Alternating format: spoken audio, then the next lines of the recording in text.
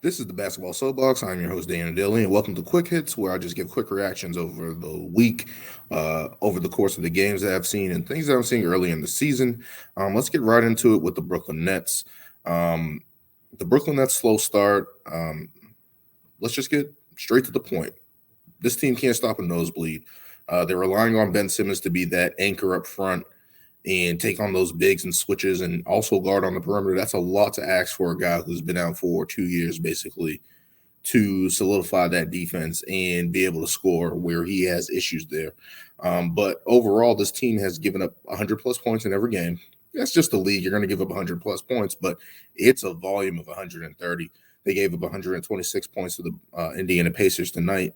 Benedict McThewin, who I picked for Rookie of the Year, and Tyrese Halliburton, who I picked for Most Improved, really got to wherever they want.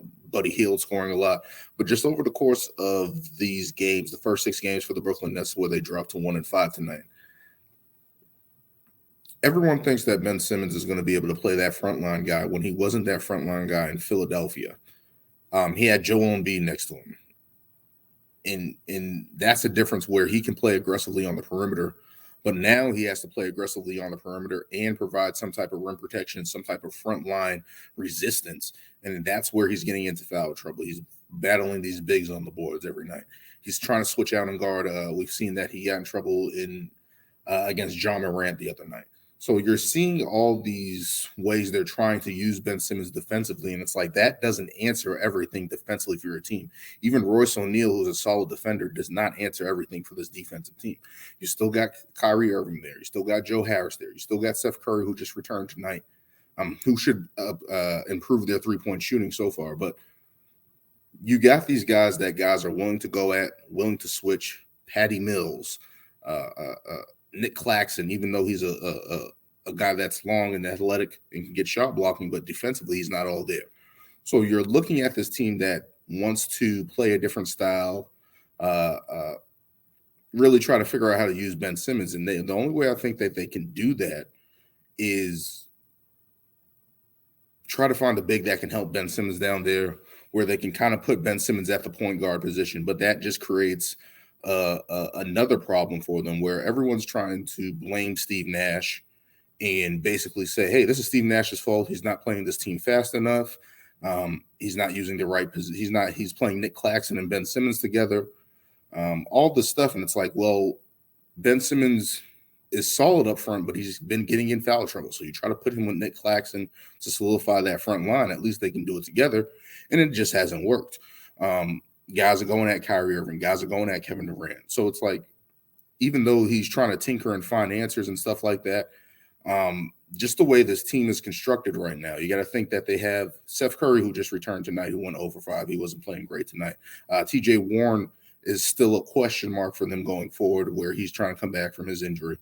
So you're trying to see what this team is going to be, and people keep trying to blame Steve Nash, saying they should play faster. And it's like, that doesn't solve the defensive problem. The only way that you guys can play faster if you guys get stops. If you're giving up a lot of points, you're not a good rebounding team. That's hard to create those transition baskets where Ben Simmons can get easy buckets. Kevin Durant can get easy buckets. Kyrie Irving can get easy buckets. And playing fast with these guys that are also injury prone, in terms of Kevin Durant, Kyrie Irving, who haven't been the most durable players over their careers, and especially Kevin Durant the last couple of seasons, it's very difficult to play high minutes usage and then try to run like that for these guys. So to blame Steve Nash for the dynamics of this team and trying to figure out what works and what doesn't work, trying to figure out the defensive end of that, it's really tough for any coach. I don't think any coach would have been able to do this, where I guess the spotlight's on Steve Nash because, of course, the offseason where Kevin Durant requested that him and the GM be fired. That's difficult coming into the season with this personnel on this team, where you're not 100% healthy, trying to work guys back in, trying to work a Joe Harris back in, trying to get Steph Curry back in. You still don't have TJ Warren. Trying to figure out how to position Ben Simmons on the court with these guys. And it's very difficult to do that when Ben Simmons can't shoot, or Ben Simmons scared to attack the basket, go to the line. He's not even being a factor in that. And that brings me to my last point here, where that progression over the course of the season, where people are trying to Pencil in Ben Simmons as a aggressive guy, as a third big three to these guys. He's still a little bit away from that. And where you have to play a lot of half court sets in this league, where you're not going to be able to get stops. You're not getting opportunities in transition and creating those easy baskets where Ben Simmons would be perfectly suited. It's very difficult to walk it up the court, have Ben Simmons in that dunker spot, have the defense leave him, and basically focusing on Kyrie Irving and Kevin Durant. And yes, they're going to get their buckets. They're both averaging 30 points on the season, Kevin Durant and Kyrie Irving, respectively. But in terms of their offensive prowess and what they could be, it's like the best thing to do would be having Ben Simmons in that point guard position on the perimeter, creating handoffs, pick and rolls, pick and pops of those situations. And that's very difficult to do that when the team knows Ben Simmons can't shoot.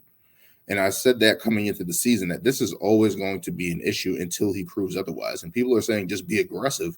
That's fine if he's aggressive, but that means that he has to be able to finish at the rim, which he hasn't been able to do, and shoot free throws. I think he's only averaging like 2 a game, and I think he's shooting 40% from the free throw line. And it's like you can't continuously put pressure on him to be that offensive guy when the offense doesn't suit him. You can't create easy opportunities where you can use him at his best in transition, finding guys on the wings, getting to the hoop. All these things that Ben Simmons needs to do for this team, he's not capable right now. And maybe that's going to take a couple months or whatever the case may be to get him back to that, like Kyrie Irving said, he was out for 2 years, give him a fucking chance.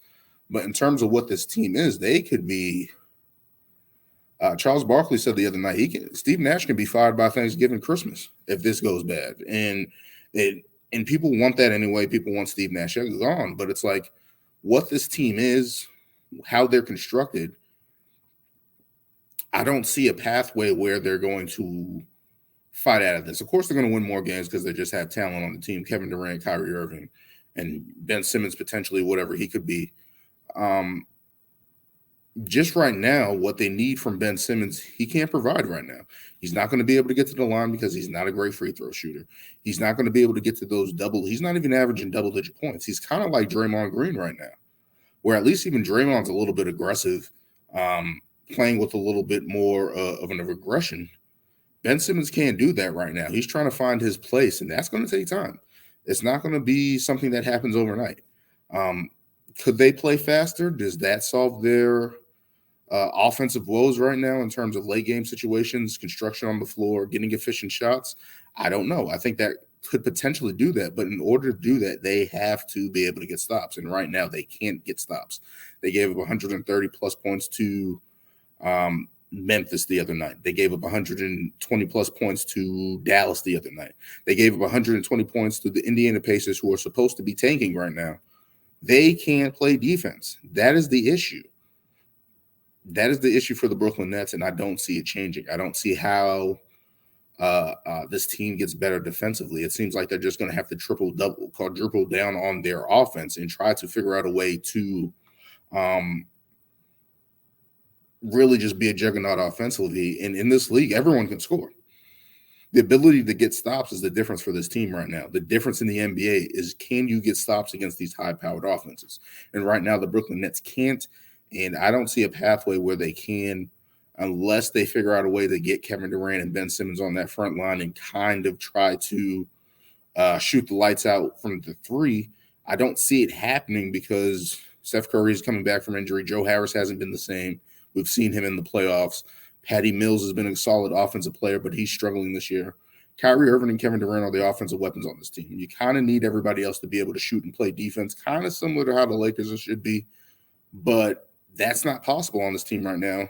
And they're relying heavily on Ben Simmons right now, and I just don't see it panning out for them.